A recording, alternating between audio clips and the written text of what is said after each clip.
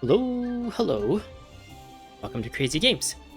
We are back in Genshin Impact for a story playthrough. I'm going to be doing Yelan's story, so yeah, let's take a look at it. Umbrabilis Orchis chapter. I'm like 97% sure I've been always pronouncing these like story chapter names wrong. Umbrabilis Orchis chapter. Yelan story quest start. The Tianshu of the Liyue Qixing is getting on in years, and the selection of his successors is nigh. So the Tianshu, I think was it Ganyu? One of the in Ganyu story quest, I think we talked to this dude. He looks like a generic like old man NPC, and I guess he's trying to get someone to replace him before he retires or something. As the three candidates present themselves, one after another, some force seems to be stirring the seemingly calm waters. Ooh, some political intrigue. Now even the greatest of chess masters may play false, and thus set the game. Yet there are already precious few worthy players in the first place, and many more still are those who do not even comprehend that they are on the board. Oh, so Yelan is kind of like would she be a detective? She's kind of like a intelligence agency director, kind of like Nick Fury, right? She's not actually part of the Qixing. Are they saying like Yelan is going to be potentially future Qixing in this story? Let's take a look at this and unlock it. Claim? Nope. I always press the wrong button. Just unlock. Yes, spend one story key. And then claim the one that I already have. And yeah. Alright. Let's actually go to the story menu. Is this the same? Oh, calculated Gambit. Umbrabilis Orchis. Chapter Act I. 7-star selection. Walk around in Liyue Harbor. As you stroll around Liyue, you bump into a familiar person. Alright, let's do this. Let's go. Wait, is it close by? Hey, that's pretty close by. So I've changed Lumine to Geo Traveler because I kind of wanted the rigged team, the rigged Inazuma team that is Raiden Shogun, Yoimiya, and Sangonomiya Kokomi. So that I don't double up on the Electro. And I've played a bunch of Electro Traveler anyway, so it'd be kind of a fresh breath of fresh air to try out Geo Traveler again, especially since now I've given her the Festering Desire Sword. I think before I just have her with physical damage with the prototype Rancor, and I don't even actually use her to do damage, so I didn't really pay attention to this. But since I know for sure her elemental skill is going to be really useful and more powerful because of this, I might be able to kind of use her more as the main DPS. Traveler, Paimon, it's been a long time. It's been a long time getting from there to here. Oh, hey, Huixin. Long time no see. I don't remember who this person is.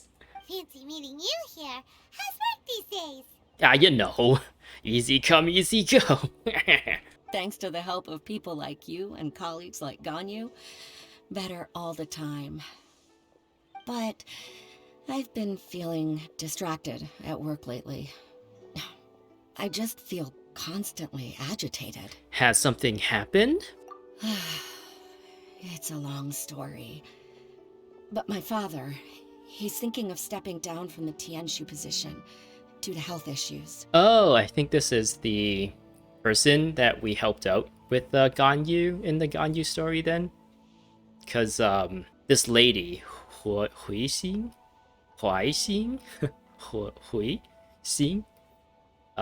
she was investigating some tax fraud or something, and Ganyu decided to help out or something. And I think that's the character. I'm gonna pretend it is, just so I kind of have already like a background for this character to follow on. What's wrong with Uncle Tian? Nothing specifically. He's not unwell. He says he's just increasingly low on energy these days. Oh, how's his diet? Has he been exercising well? How's his sleep? Maybe it's usually one of those things: diet, exercise, and sleep. Those are like the three major things you just need to like pay attention to if you ever feel like you're minorly like affected by some sort of malaise. Is that what it's called? Just like it's not like you're sick or anything, but you just feel off. It's either one or a combination of sleep, diet, and exercise. He's always said, old age comes for us all in the end.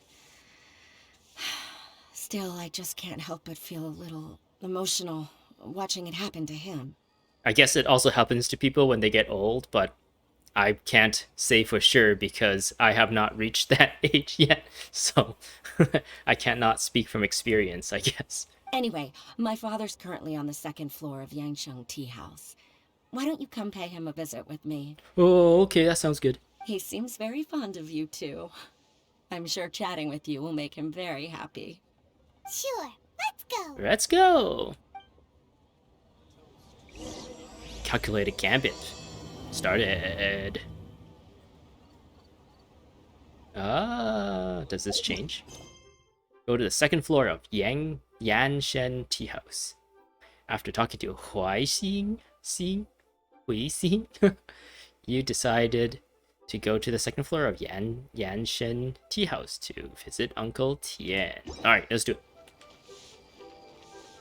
I wonder if anyone actually like remembers where all these different shops and tea houses and restaurants are, and they don't have to like look at the map to know where to go. Oh, hey! Uncle Tian, how are you doing? Oh, yeah. Uncle Tian, we're here to chat with you. He's like, ah, leave me alone. I just want to be able to by myself right now. Oh? What a lovely surprise. Welcome.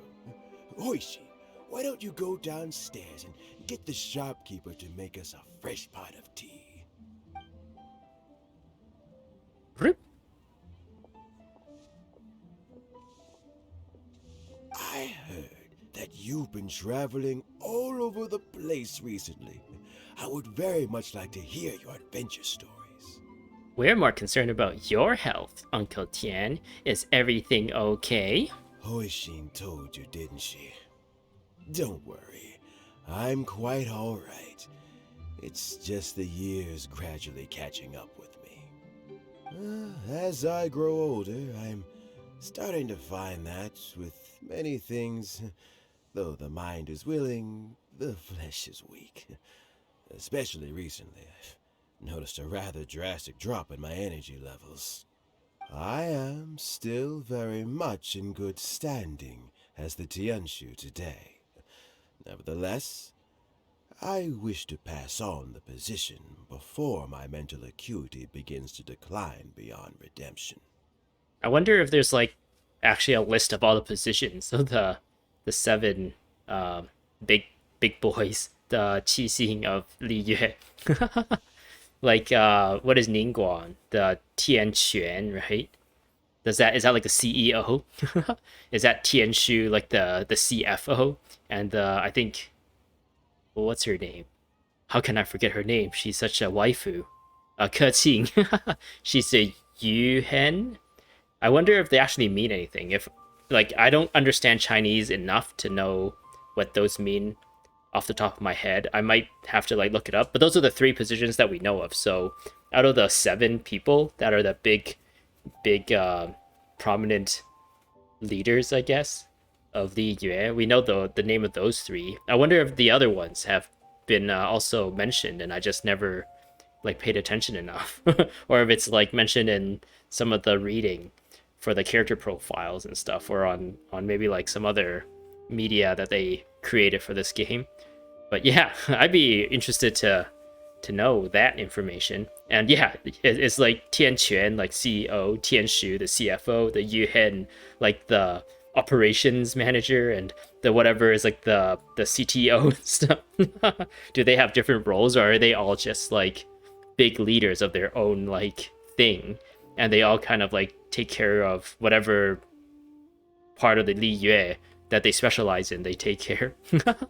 Or they all kind of compete against each other. They all have like the same structures, and since there's a lot of like competition, then it like keeps everything fair to the consumers and to the citizens of Liyue. I wonder how that works, because I don't think they've gone into this all that much. I think this is something that people who actually care more about the lore, they kind of, or MiHoYo kind of like expects the people to put their own work into it. Because then there's that part of the game where it's more fun if you put your own time into it and learn the lore and everything. If like everything was just like shown to you and just like regurgitated and narrated and what's the really annoying word that people normally used? Exposited at you, it will be like very boring, and a lot of those like plot beats might not even like stick in your mind. Whereas if you actually use your own curiosity and follow its thread and find information about like all these positions, your own like motivation, your own excitement about the lore and everything kind of like brings everything together more. So yeah, I kind of like that. There's lore out there that you can kind of like speculate and theorize about. Anyways, let's continue. How difficult is it to transfer the Tianshu position? We gotta find someone that is like super capable, super reliable, and super competent, I think is probably the best word for it. Oh, well, you see, the Tianshu is a rather unique position among the Liyue Qixing. Historically speaking, the Tianshu rarely appears in public. We stay behind the scenes, planning and giving advice. So a public selection process would not be suitable. Ooh. We also want to keep any prospective Tianshu candidates free from influence by outside forces, so we tend to be as discreet as possible in their assessment and appointment.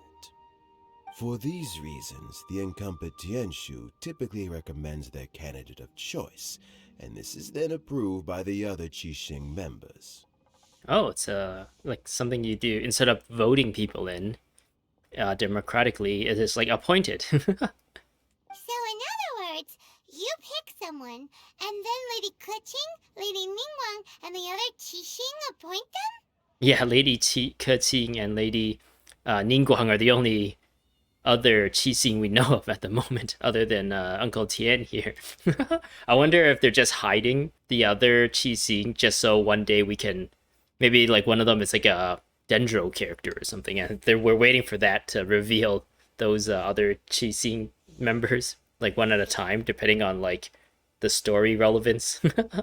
And it'll be like a big thing. Oh my goodness, they can like promote it as like, we will meet one of the Qixing of Liyue, and then like it'll be like super exciting. Correct.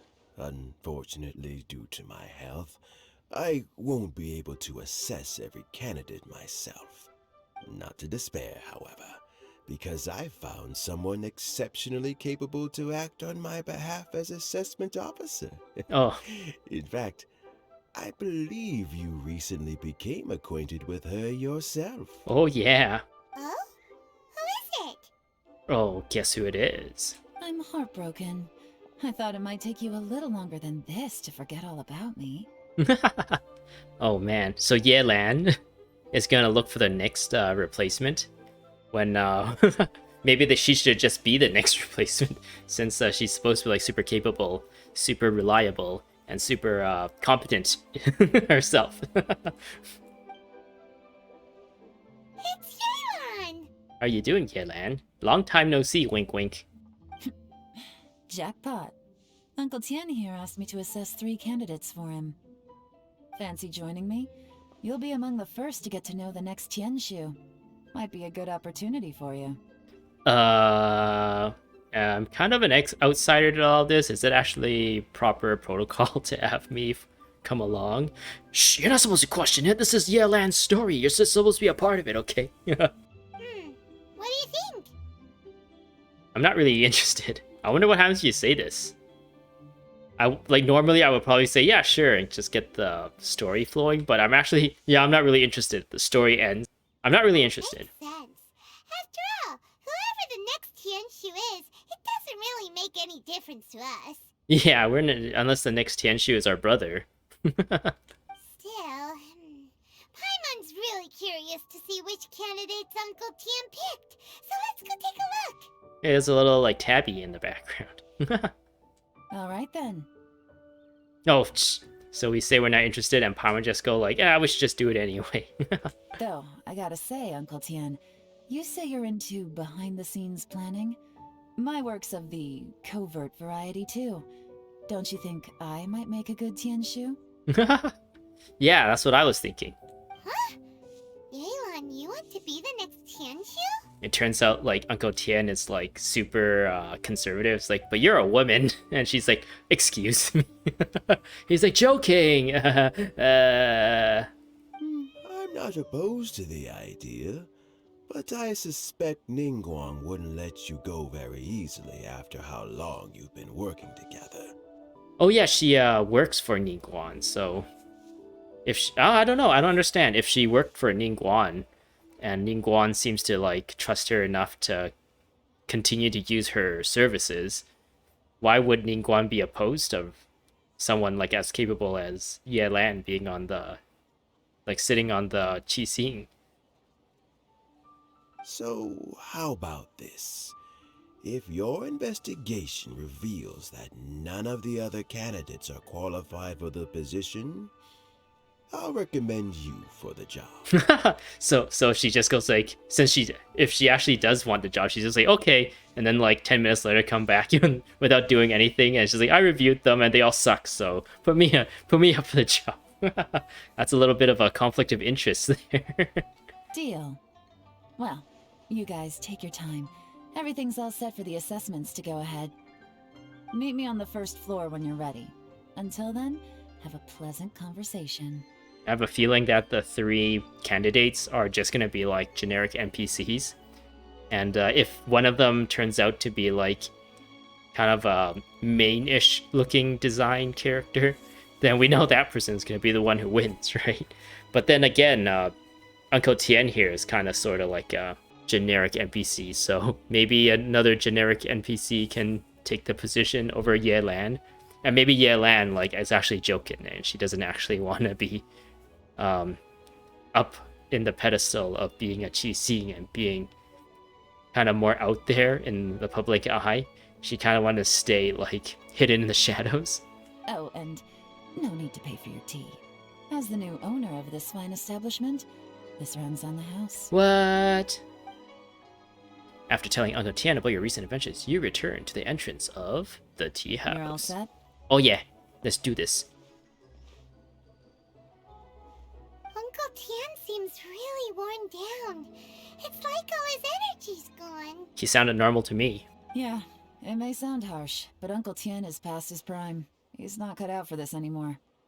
So he's recommended 3 candidates. Their names are Qinwei, Mingbo, and Zhi. Ugh. Zhi, Mingbo, Bo, Qian Wei.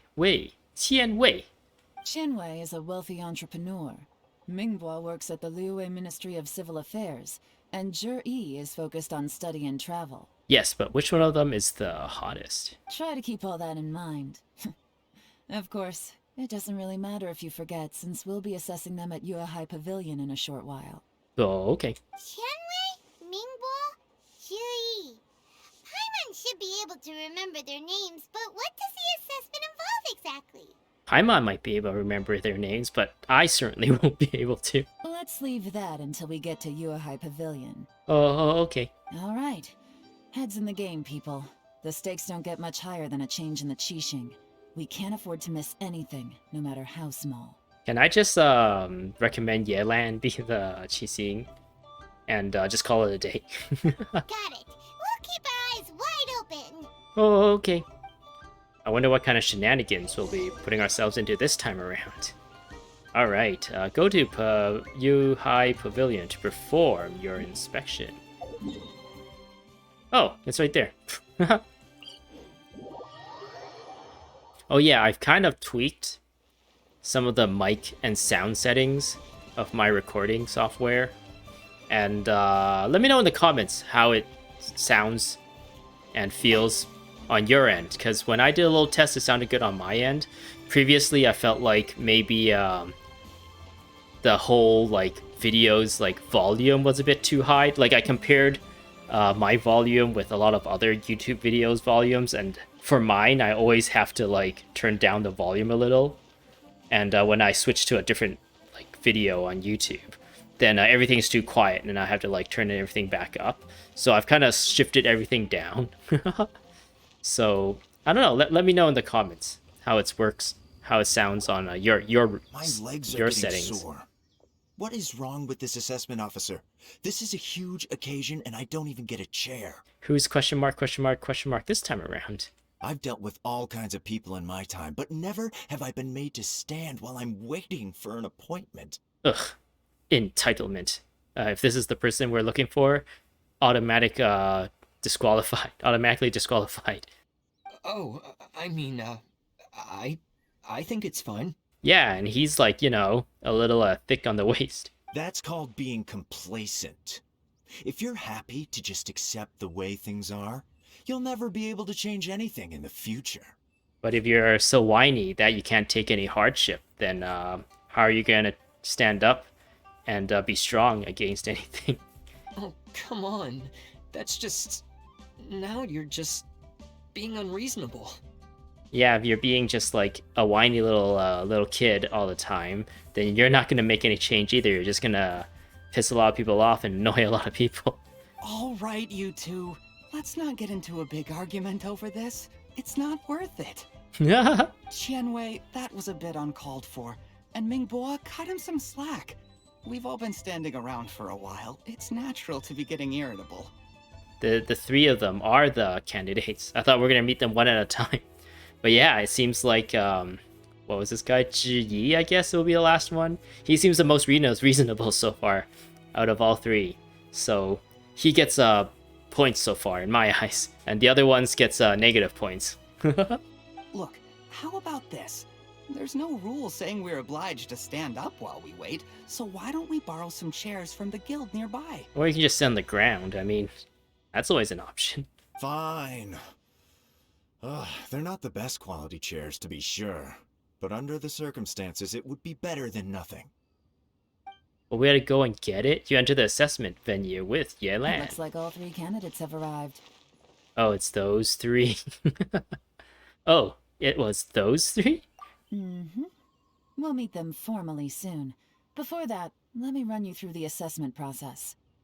I've split it into 2 stages: current affairs and planning, and face-to-face interview.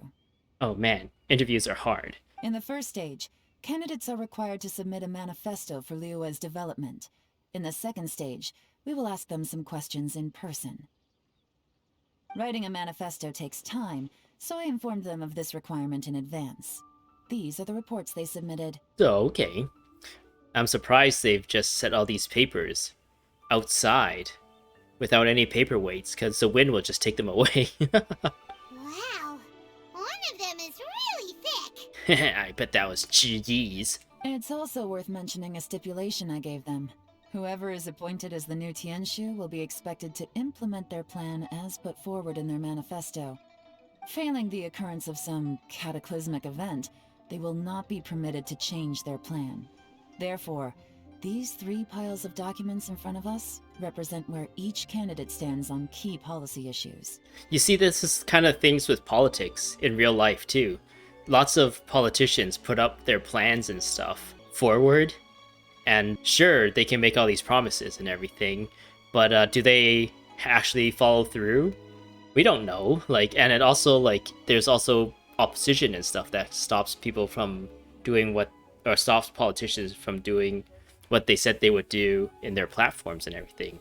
And on top of that, like, in this case, it seems like whatever the Qixing, they seem to have the authority to make people go through with their plans.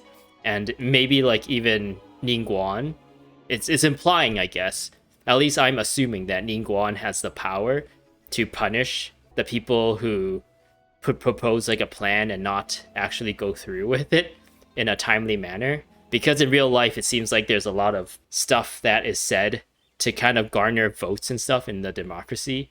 but then it doesn't actually go through.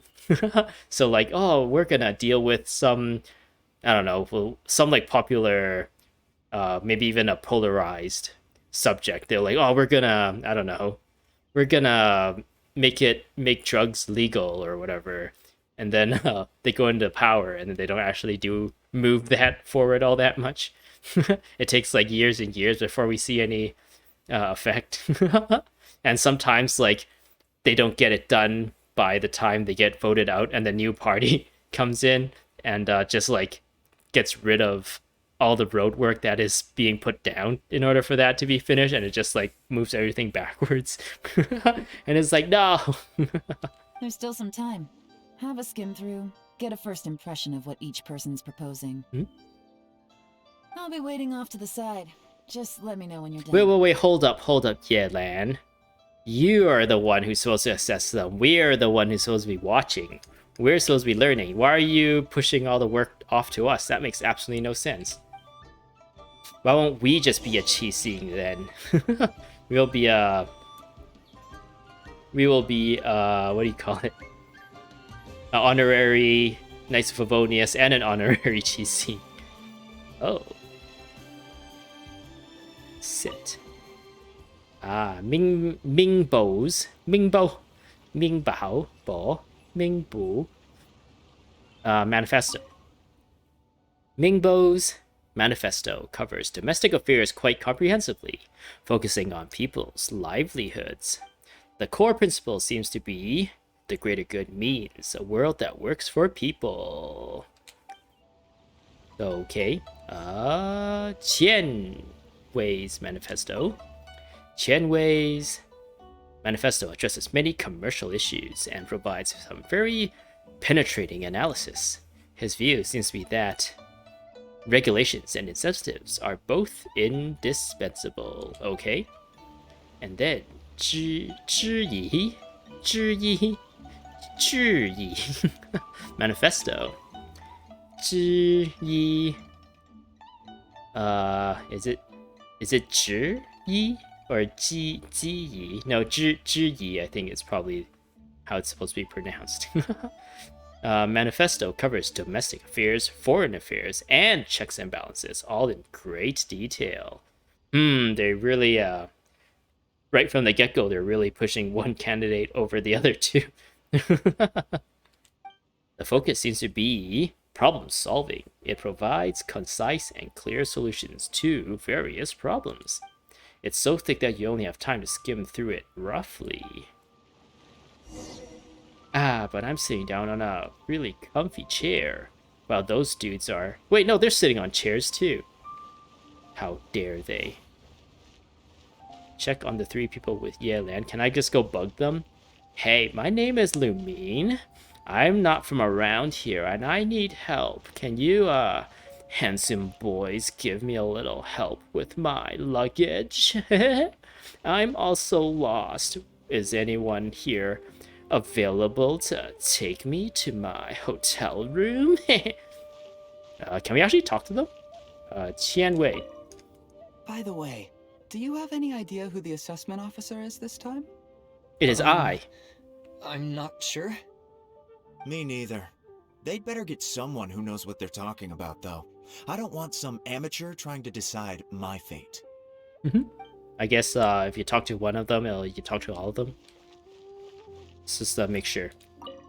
By the way, Me neither. Yeah, it seems so.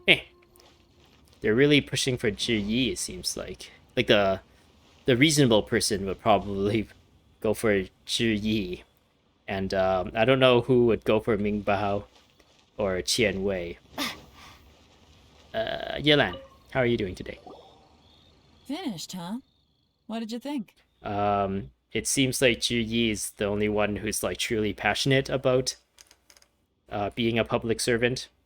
Everyone took it very seriously. No, Paimon, that's not what I said. Of course they did.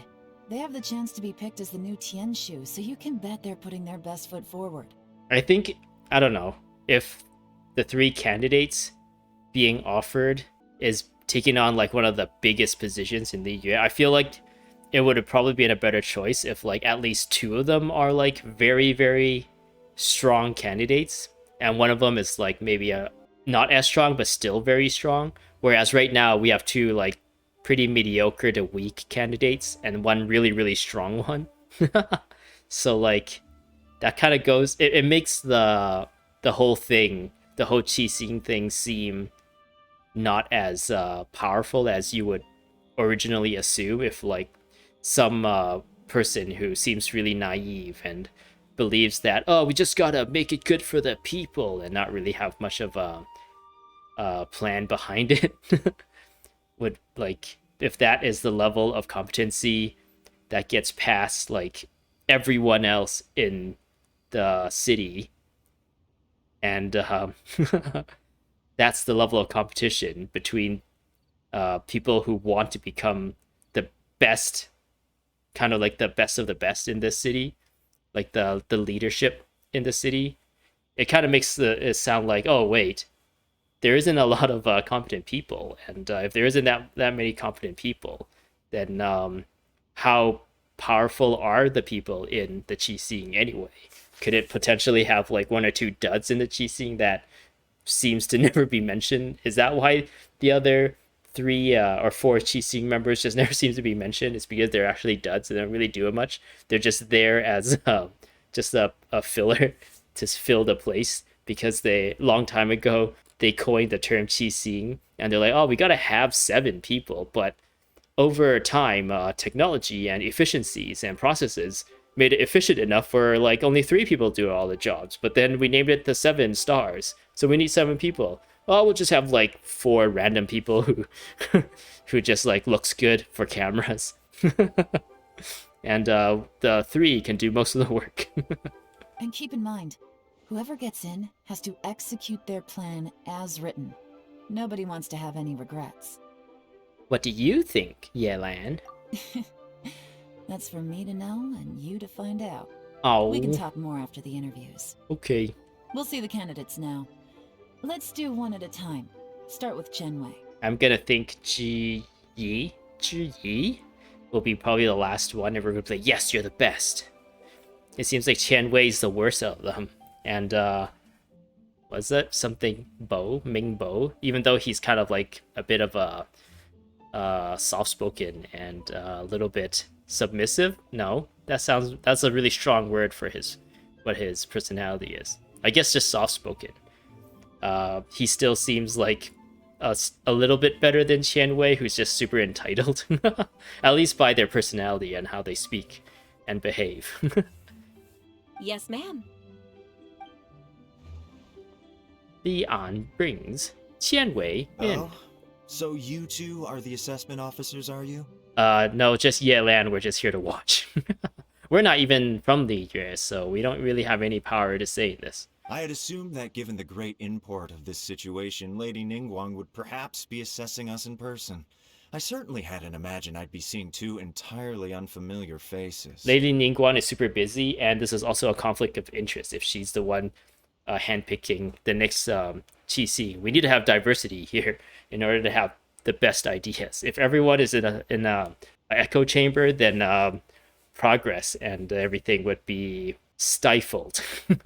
I trust you've read through my manifesto? I'd be more than happy to clarify any details you found difficult to grasp. It was written with an expert audience in mind, after all. And in a lot of cases, arrogance is like not very... like if a person is being looked at for a leadership position, arrogance is generally a negative. Arrogance might help when you're, I don't know, like picking like a boxer or a fighter or something. They have the personality to be competitive. But then when it comes to a leadership position, arrogance is generally frowned upon, because it makes working with that leader very difficult. And if the workers and the employees can't work efficiently with the leader, then the leader is just... What's the point of the leader if the person can't lead the people? Mind your tone, mister. Yeah, listen to Paimon. Paimon will, I don't know, I'll give you a terrible nickname. Relax. It wasn't intended as a personal slight against anyone in particular. I was simply stating a fact. That's what do you call it? That's like gaslighting, right? Where you present your personal opinions as fact. Or maybe that's not gaslighting. Maybe that's just manipulating. Man, your communication skills. Did you learn them from Cloud Retainer? Cloud Retainer? You know this Adeptus? Oh, yes, I remember now. You must be the traveler that people are constantly talking about. No. That's a different person. I'm just a helper. With your sterling reputation, you must have a respectable level of erudition. Perhaps you will be able to understand the concepts I have put forward. Although I shouldn't get my hopes up. I'm thinking like, oh, how come this guy has no respect for Yelan? She seems to be a very high ranking person, especially since she works like with Ningguang, right? But then I kind of like stopped myself and remembered that Yelan is kind of like a covert ops person, and she seems to not like being in the public eye, and she likes doing everything in the shadows. At least that's the impression I get from her character. So maybe that's why Qianwei here, he's not like cool enough to know of Yelan. As opposed to us, we're super cool, so we get to know that Yelan is a really cool person. After asking Qianwei some question, Yelan tells him to bring in Ming Is it my turn? Oh yeah, Mingbo. Mingbo. Yes. Please introduce yourself. I'm, Mingbo. I work in the Ministry of Civil Affairs. Oh. So you have experience dealing with people. I've worked there for, 9 years, 5 months, and 3 days. In that time, I've handled, 2,347 cases. Wow, that's quite a bunch of cases. I have 12 active cases at the moment. They should be concluded in, 16 days? My current work is related to urban planning, and I'm also responsible for, auditing the accounts. To be more precise, there are 3 parts to the accounts, namely... Is it just Paimon, or is he not very good at public speaking? Public speaking is a skill that you can train, so... I guess for a position of Tianquan, you should already have public speaking skills. If you remember how I sounded in my very first videos, I was like not as good, I feel like, with even just like speaking into a mic, pretending. Like this whole YouTube thing is kind of like public speaking. It's just that it's like delayed public speaking. I speak and record my genuine like thoughts and feelings and everything at the time, or I guess the reactions I have to the game I'm playing at the time, and then I post it, so it's like a bit delayed. Whereas I'm not like scripting this or anything. I guess that's a big difference between being able to speak publicly and scripting and having like notes. And if people remember if you even check out some of my very early videos, first of all, the sound quality would be really bad because I just used the mic that was attached to my headphones, and it was not a very good mic. And secondly, like, I trip up on words, I trip up on building sentences, and I at the time I didn't edit any of my videos too, so any mistakes, all the ums and ahs and pauses and like mispronunciation of words and stuff, or the misuse of words and stuff, have all been captured there. So that is something you can work on. I feel like something you can slowly chip away at it. Just set little goals for yourself, find something important, or not important, but motivating enough to do. Like some people do like stand-up comedy or something. I guess that's like a very big step. Maybe they go to they do stand-up comedy just for like, I don't know, like 8 people or 3 people and see how that works.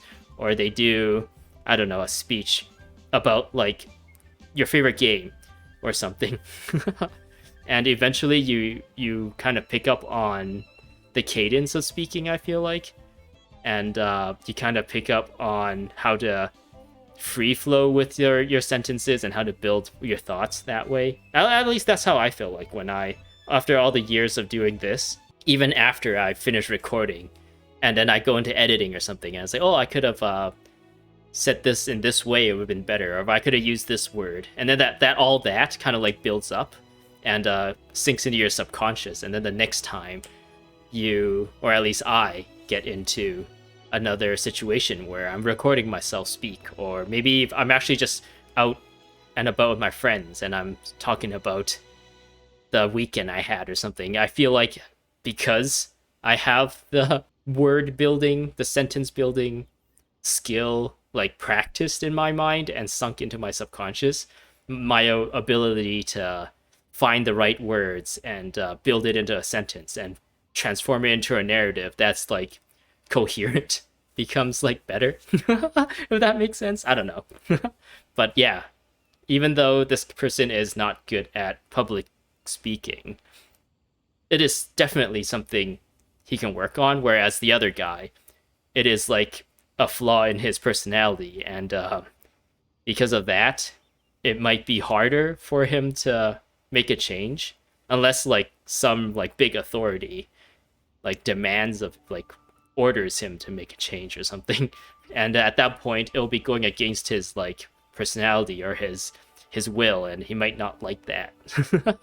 And just kind of like butt heads with people all the time, and it just makes it so that a lot of energy is wasted in infighting and not focused onto actually like doing the work to make the place better, if that makes sense. You know what? Let's leave the self-introduction there and move on to some questions. Oh, okay. Sorry. Yelan forces her way through a few questions with Mingbo, and it was time to fetch Zhi Yi or something? Hello? Not gonna lie, I'm feeling a little nervous.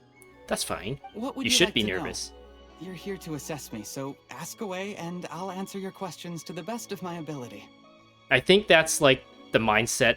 That's a really good mindset to get into if you're doing like job interviews.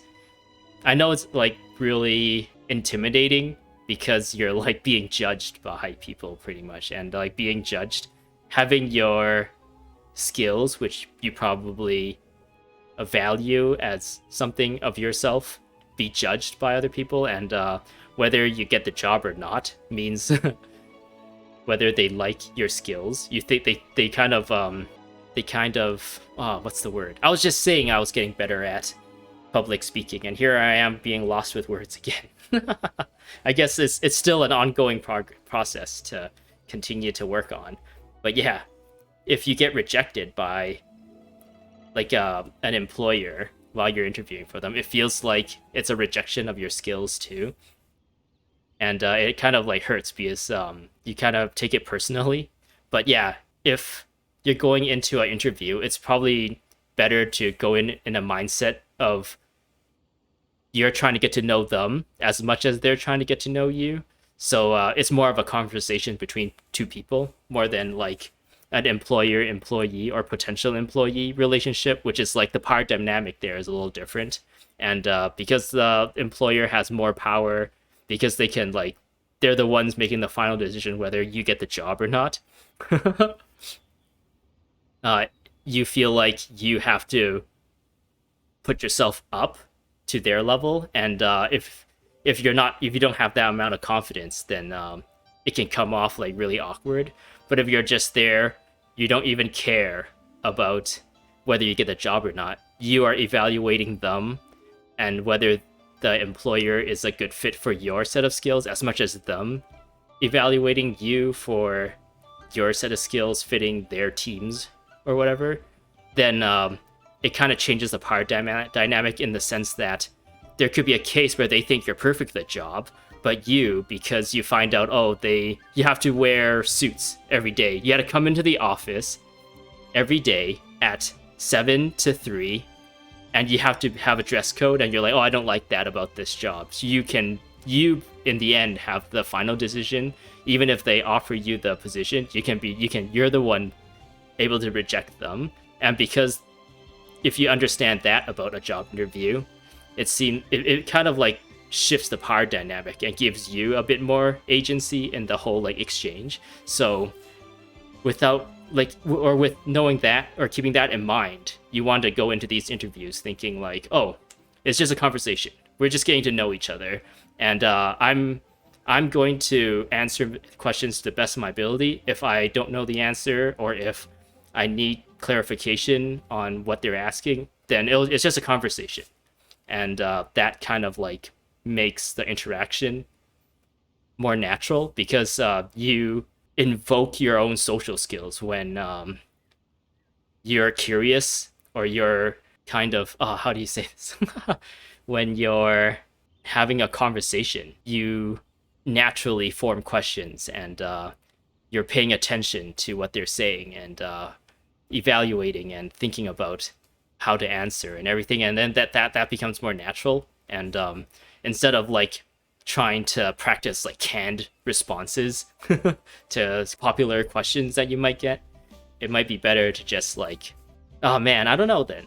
I just, the thing that just popped into mind is for people who don't have a lot of experience, and at that point it's just a grind. Then it's just up to you to get the experience, and maybe your first few interviews would just be very, very rough to get through, and you just got to get through it and just know that you'll be fine on the end, and just don't expect to get the job. Just expect your goal is to go through the interview regardless of how you perform, and then when you get a bit more experience, then you can I don't know, I've gone through a bunch of interviews on both sides. I've been on the interviewee side of trying to get a job, and I've also been on the side of interviewing people and seeing if they're fit for the team that I work on. So I kind of have like, I feel like I have a little bit of expertise that I can maybe advise.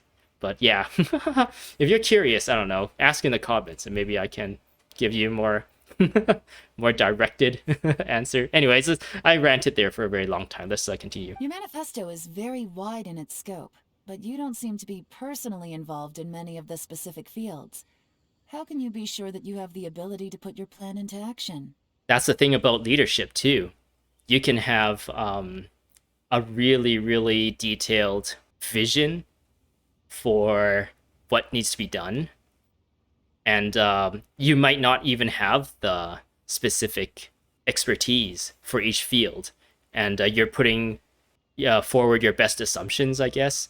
But that's kind of what a leader does. They kind of have a vision, the overall vision, and it's really up to the specialized people working within the, I don't know, entity of some kind to figure out the details. So like, even though it sounds like Yelan here is asking a very pointed question, like even in, like the traveler here is saying, "Oh, that was blunt. Oh my goodness, that's a very blunt question you have there." But really, like, it makes sense.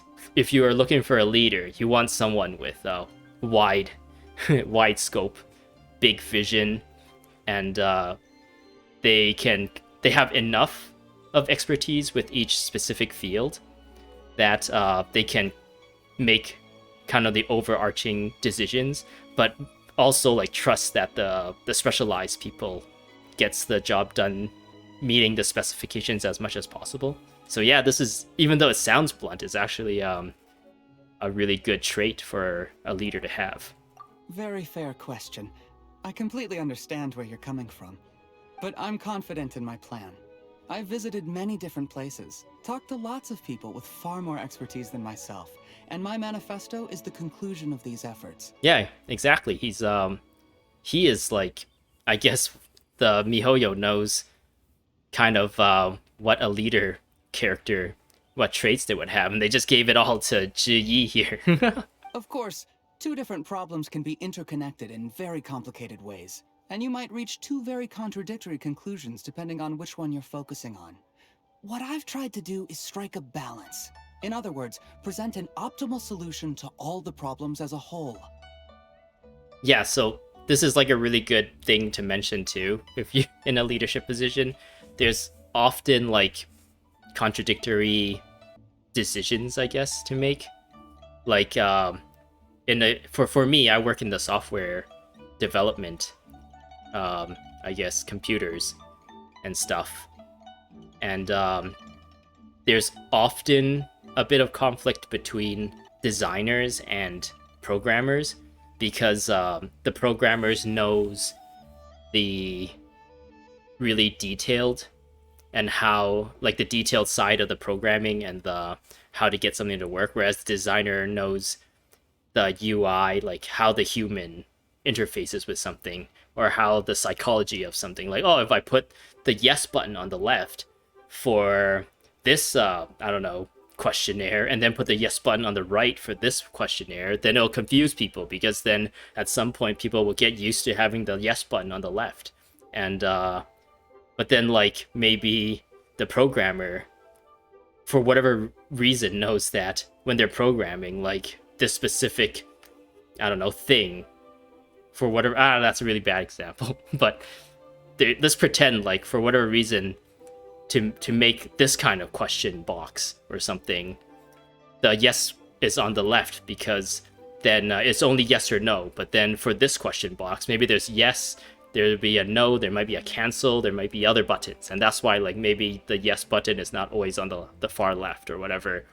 And and because of that, there might be some, like, contradictions there, where the designer might think, or maybe even like the leader might think, like, oh, this will only take maybe a few weeks to do, but then, oh, but the designer wants the buttons to be always on the left, but for this specific entity or this specific system, the yes button isn't ever going to be on the left because of the amount of choices it have. So we're going to have to put more development time into designing something that, or changing the function to have the yes button on the left or whatever. Then, like, a lot of these, then you as the leader would have to be like, okay, is it worth it to put the time into making the button, the yes button, always on the left? Or should we just leave it for now, see how the users interact with it, and if it becomes a complaint, then we'll deal with it? Then at that point, you're kind of like either siding with the programmers or with the design people, right? Depending on who wants what. And you kind of had to strike that balance and be able to make the decision and be like, nope, this is the way it's going to be. This is the most efficient way that we're going to have to go, because blah, blah, blah, blah, blah. I don't know. So yeah, it's very, very interesting. How do you plan to determine whether you are right or wrong about your proposed solution being the optimal one? A lot of times there is no, like, 100% right or wrong. There's just, like, what is the best option. A lot of times maybe, like, two options are perfectly fine and you just have to pick one, because you can't pick both. just like the example I gave earlier, maybe both of them are good. Like, oh, it is a good idea to put the yes button on the left, but then that would take a little bit more time because the programmers need to program that specific thing in as well. But then maybe the deadline isn't, like, tight, so that could be an idea. Or you can make less work for the programmers and just leave the UI and everything and just match the designers as close as possible, but don't go too close. And we'll finish things a bit earlier, and maybe then it'll make the team look good, and whoever is, like, the big boy might be impressed, and they'll, I don't know, give more budget to them the next year, and then they all get salary raises or whatever, because they did this thing a lot faster than people thought, and because of that, they get some incentive bonuses or whatever. And yeah, you don't know, right? So who's to argue, like, oh, we got more bonuses from this over, oh, we did this the way the designers did it, and probably is probably better for the end user. Like, the benefits there is never, like, right or wrong. It's just like who gets the better benefits, which problems are being solved, and how is really what leaders have to contend with. A great question. Well, I'd start by having my colleagues and the secretaries of the Yuehai Pavilion evaluate any proposals before implementation. Post-implementation, it would all come down to the results. If it turned out that my judgment was to blame for poor results, I would take responsibility. Or will you? That's what a lot of people say before taking on leadership positions. But yeah, Zhe Yi seems to be very motivated at the moment. He's not jaded yet from working and getting nothing done. Nice answer. All right, next question. The whole thing about taking responsibility too, it's like, what does that actually mean? Like, oh, I take full responsibility, but like, what does that mean? Do you get your salary taken away?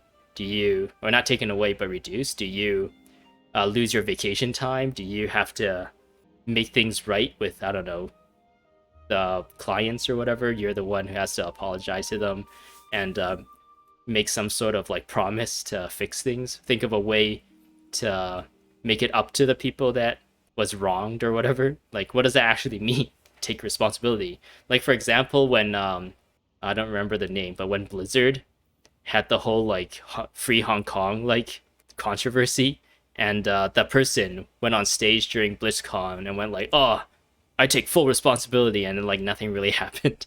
Like, that person didn't get fired. That person, at least we didn't hear about it. Maybe something went in the background that wasn't publicly announced or anything.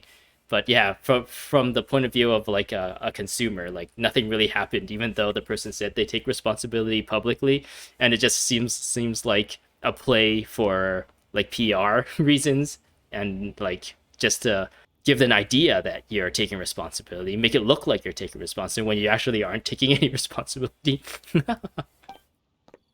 After asking Qi a few questions, Yelan sends him away. Like a great guy. Everything he said was thoughtful and logical, and he was just a pleasure to listen to. Can we just be like super cold? Meh, whatever. Here's my take on what we just learned. As you saw, Qianwei is highly knowledgeable. He proposes many excellent ideas in his manifesto, which effectively target the big issues. But he is very proud and incredibly stubborn. He doesn't care much about other people's feelings. I still think Yelan should just be the the leader, the Tianshu. Mingbo's plan is more thorough and more measured. You can tell he's meticulous in his work, very detail-oriented. I think Yelan should just take the Tianshu position and have, what's that guy's name? Tianwei be like the enforcer. He will enforce like things. We'll have Ming Bao be like the boots on the ground, like getting research, because he seems like really detail oriented when he talks about like, oh, I did this many cases, blah blah blah. He's like boots on the ground, intelligence gathering. And then we'll have Zhi Yi as like the middle manager. He is like kind of the first person to deal with any issues, and then if any issues become big enough, it will get escalated to Yelan. But he and Qianwei are otherwise polar opposites. Mingbo is not very articulate and comes across as very timid in conversation. But he's super detailed oriented, so leaving him to his own devices and giving him the right kind of orders where he does his own thing without having to interact with people, he can get a lot of stuff done. Perfect summary. Paimon couldn't agree more. You're good at this, Yelan. Wow, Yelan, you're so good. Last but not least, Zhi. His manifesto is full of pertinent details, his methodology is sound, and his proposals cover a broad range of fields, which is quite a rare feat. The depth he goes into in each and every area means it can only be a product of painstaking work. Plus, he is modest and good at dealing with people. I get the feeling that Qianwei and Ming Bao, most of all has done the manifesto themselves. They did it through their own like knowledge and expertise. But then it seems like Zhi Yi has leveraged like his community or people that he knows in order to get the information he needs. So for a person in leadership position, they need to have like rapport with people. So maybe if Qianwei and Ming Bao was told like, oh, let's do this again, but this time wherever you felt like you had something you didn't understand or something you needed help with, just go out and find someone that can answer that question for you instead of making assumptions, and then get back to us and see if that improves your manifesto a little bit better. But what really interests me is that many of his views happen to coincide with Uncle Tian's. Having someone like Zhi take the position would certainly put Uncle Tian's mind at rest. I guess I was trying to say that because Zhi Yi leveraged the people he knows, he kind of was put in an advantage over the other two. Since it's like multiple minds forming that manifesto, whereas seemingly Xian Wei and Mingbo, they didn't do that. And I don't know, maybe it's fair to say that they were allowed to do that. No one said they were not allowed to do that, but they just never thought of it, which is put them at a disadvantage. And maybe if they also took advantage of a community too, maybe they can also be at like Zhi Yi's level. But Zhi Yi seems to naturally think about leveraging other people's expertise in order to produce the best product. Great! We'll see. Let's go back and report to Uncle Tian. I still think Yelan should be the Tianshu and have those 3 employed underneath her. Report the outcome to inspect. I should just end things here because I ranted so much this time around. Maybe in the when I edit it, I might cut a bunch of that out because I know a lot of it was just repeating. I repeated myself a lot because I was trying to get like a specific idea across that I was having trouble putting together. But yeah, hope you enjoyed. That's all I have for you for today. In the next one, I will continue this whole candidate hunting for the Tianshu position with Yelan. I hope to see you there. Subscribe for more of this stuff, and goodbye.